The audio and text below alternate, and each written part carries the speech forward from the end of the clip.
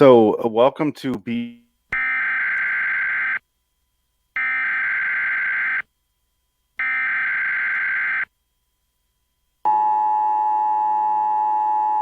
This is not a test. This is your emergency broadcast system announcing the commencement of the B-movie battle sanctioned by the government of Wonderland. Swear words of Class 4 and lower have been authorized for use during the show. All other swear words are restricted. Wonderland officials of ranking 10 have been granted immunity from the show and shall not be harmed. Commencing at the siren, any and all crime, including murder, will be legal for 1 continuous hour.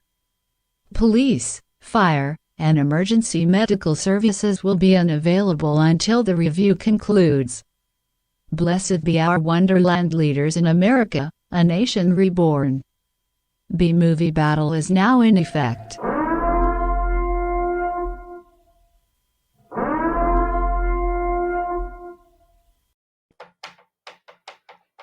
My lines are. Oh shit. Welcome.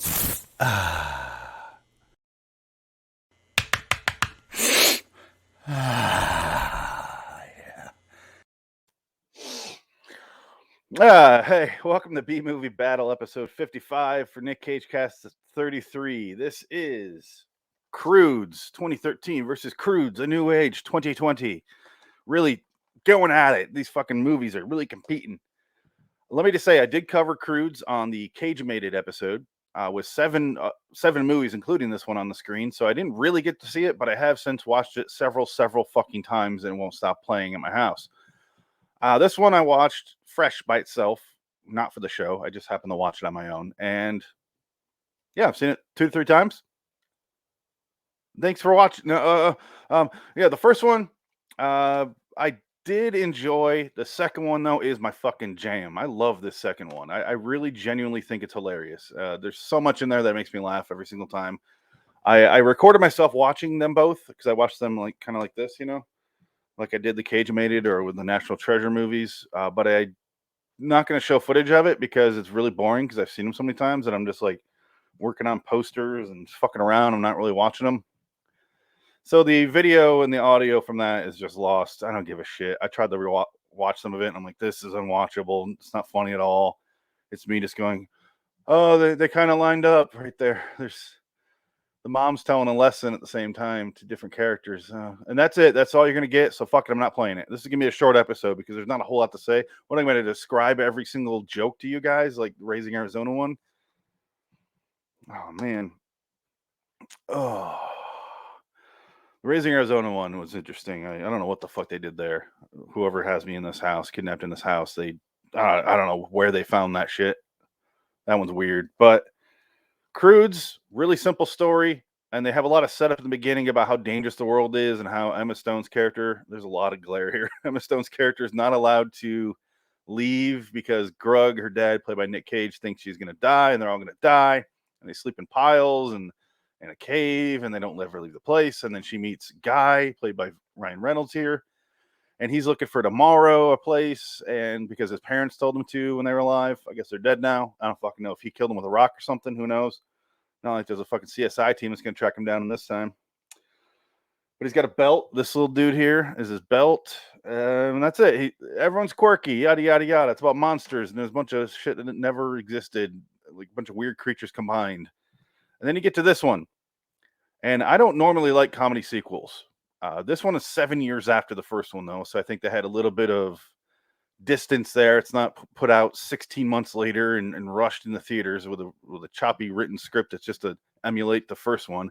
No, this one, they just started where the last one left off. They're still trying to find a place to live. They kind of reach tomorrow in this one. It's just because the world's ending, so they find a safe place.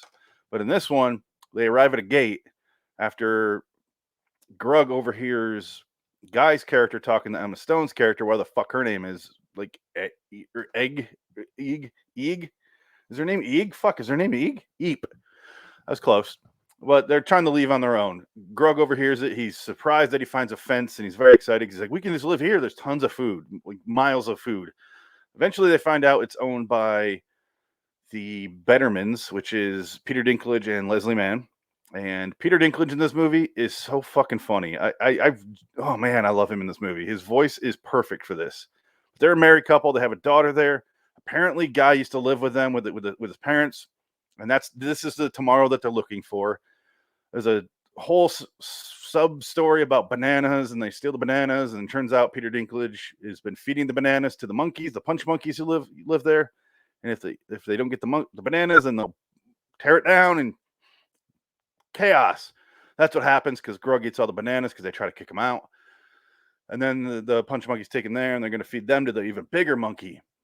But that sounds stupid as shit when you describe it like that. But it's just the gags. It's like a gag a minute, this thing, which doesn't sound like a whole lot of gags, but it is. It really is. It's a lot of gags, and it's a lot of fun ones, especially when the son throws a stick and it goes in a chicken's head. He's like, Mrah!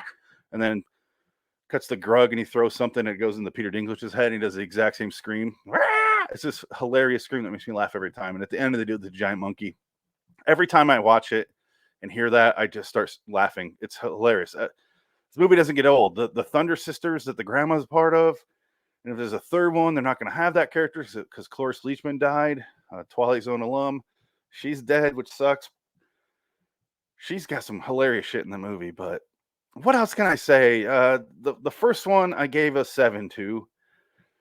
The second one I gave an 8 to because I do like that one a lot more. The first one was Kirk D'Amico and Chris Sanders directing. The second one is Joel Crawford with 4 fucking writers on this thing.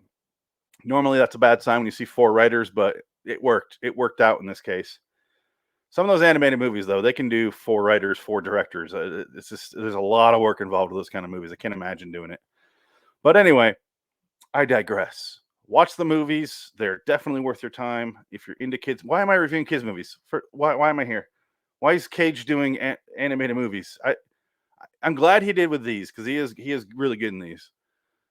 But like Christmas Carol, why did he do Christmas Carol? I have no fucking idea. I don't why he's doing a voice for a fucking guinea pig. I don't understand why he does some of the things he does. But hey, a paycheck's a paycheck, and I guess he's great in these movies, though, so I'm not really faulting him on it. But here's my ratings. And if you're listening to the podcast and not watching the video, definitely check out the video if you want to see these rankings.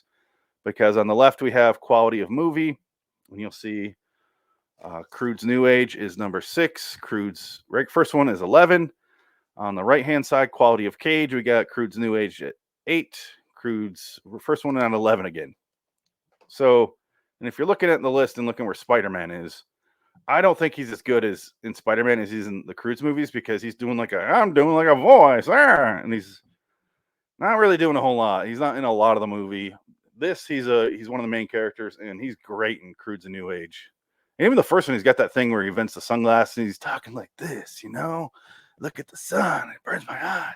You got the stone sunglasses and the snake belt, and he slaps mud on his son's face and hits him with a rock and takes a snapshot. And then Spider-Man and the Spider-Verse for movie, though, it's a really good movie. So I like it better than the first Croods, but not as much as the second one. Because the second Croods is my jam. If you're into kids' movies, a lot of kids' movies are really good nowadays. Not so much back in the day, but now they're on par. And that's it. What am I doing? Why am I still here?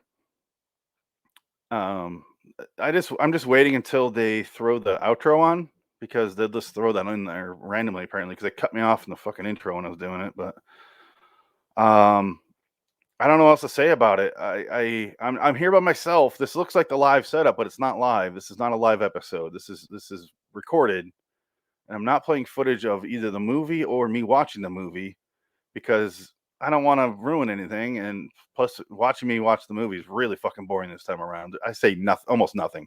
It's not worth even me sifting through it to find something good.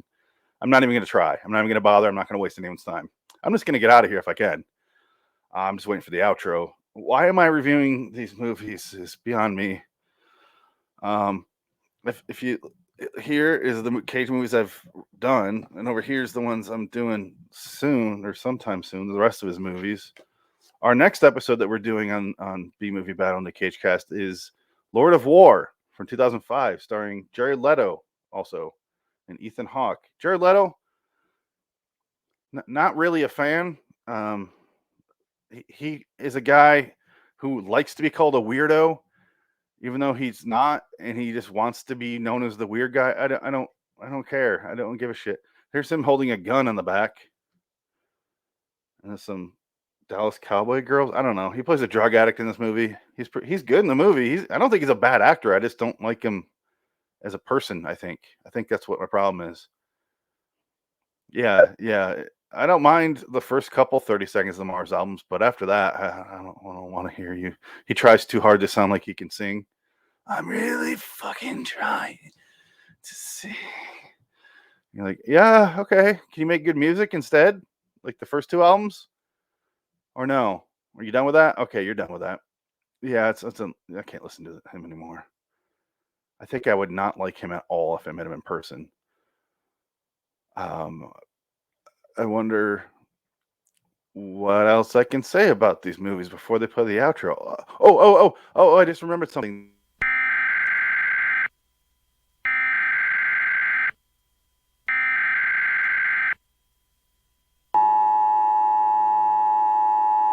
Citizens of Wonderland, rejoice in the fact that we have covered another movie on the show. Go to liwstudios.com for more videos and podcasts. Subscribe to Loitering in Wonderland on YouTube. Search on Amazon for books by Richard Pierce. Until next time, and in the meantime, we are Phoenix West, Dick Dickett and Jansen Carlin. So long, citizens. All hail our glorious leader.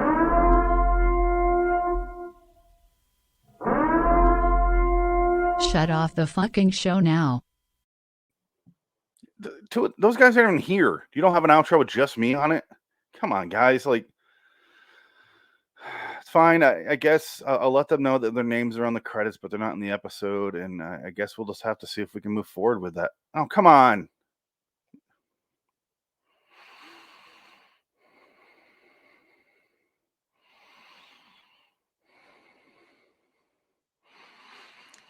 They keep cutting me off with this shit, and it's driving me crazy. I don't know. I have no control over any of this, and it's driving me crazy. I just want to punch something or someone, and then hear the noise, the scream. I can't do it, but I want to hear that noise again because it makes me laugh every single time. Maybe that'll bring me some joy and a little closure here because I watched these two movies and they're good. They're really good, but I can't really chomp into the Cage performance because he's the voiceover and he does a really good job in them, and that's all I can really say. And I guess it leaves me in a really sad, depressed state that I really need help with. And if they don't let me out of this house soon, I don't know. I fear what I'm going to do next, and it scares me.